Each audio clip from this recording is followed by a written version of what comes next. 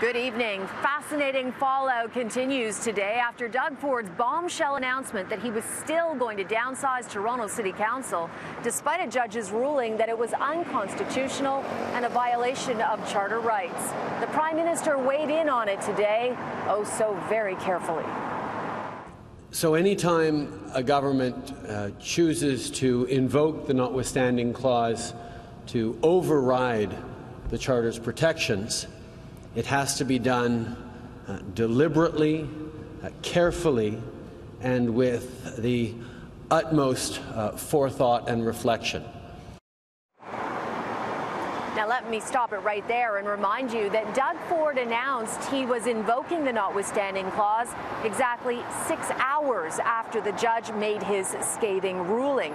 Trudeau's government yesterday said it was disappointed with Ford's decision, and today, well, the Prime Minister isn't saying much more than that. As I said, I'm not going to weigh in on how the Toronto City Council should be composed.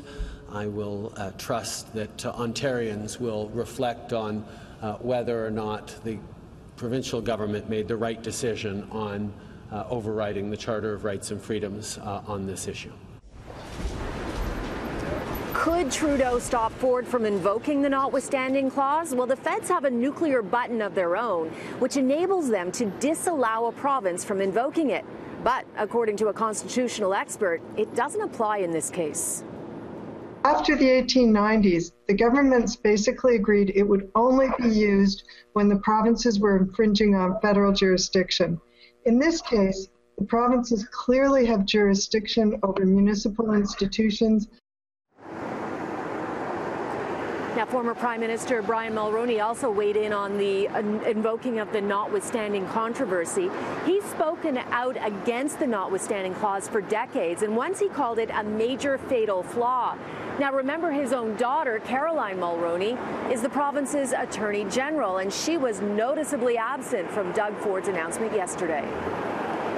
I won't comment on what's going on currently, but I was never and I'm staying completely away from that for all kinds of reasons.